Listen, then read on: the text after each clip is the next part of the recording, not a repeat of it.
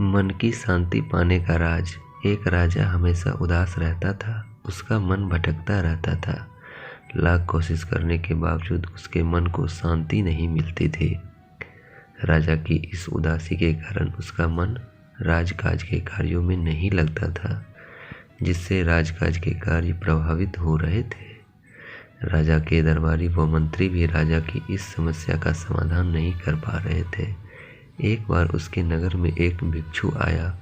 भिक्षु के ज्ञानपूर्वक उपदेश से राजा बहुत प्रभावित हुआ। उसने भिक्षु से पूछा, मैं राजा हूँ, मेरे पास सब कुछ है, किंतु फिर भी मेरे मन में शांति नहीं है। मुझे क्या करना चाहिए?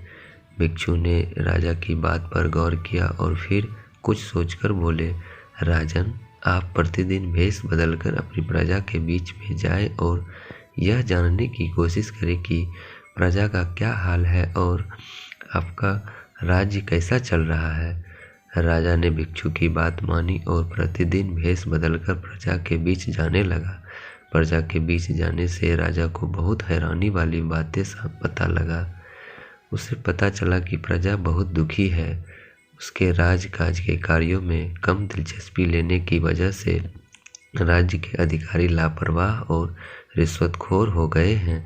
जमाखोरों की वजह से दैनिक कार्यों की मूलभूत वस्तुओं के भाव बढ़ने से महंगाई बढ़ गई है। कहीं पानी की समस्या थी तो कहीं स्वास्थ्य सुविधाओं का अभाव था। धनी लोग तथा राजा के रिश्वतखोर अधिकारी मिली भगत से राज्य की संपदा लूट रहे थे। गरीब व्यक्ति और गरीब होता जा रहा था। प्रजा में राजा के प्रति आक्रोश बढ़ता जा रहा था। किसी भी वक्त प्रजा राजा के खिलाफ विद्रोह कर सकती थी। यह सब जानकर राजा तुरंत सब कुछ भूलकर राजकाज के कार्यों में जुट गया। रिश्वतखोर अधिकारियों को गिरफ्तार कर जेल में डाल दिया। जमाखोरों के गोदाम पर छापे मारकर सारा माल जब्त किया गया। राजा ने खुला दरबार लगाकर प्रत्यक्ष रूप से प्रजा की समस्याएं सुननी शुरू कर दी। जितनी जल्दी हो सकता था उन समस्याओं का समाधान करने लगा। प्रजा के मन में राजा के प्रति सम्मान बढ़ने लगा। कुछ दिनों बाद भिक्षु राजा से मिला और पूछा, राजन, आपको कुछ शांति प्राप्त हुई?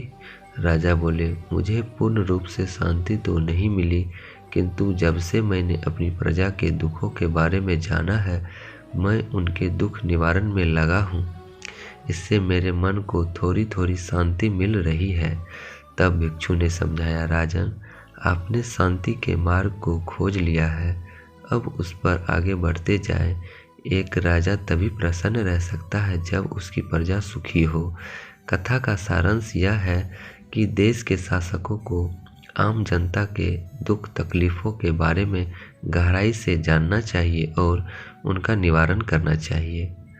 अगर आम जनता सुखी होगी तो देश के शासक भी सच्चा सुख अनुभव कर सकेंगे और देश तरक्की की राह पर चलेगा।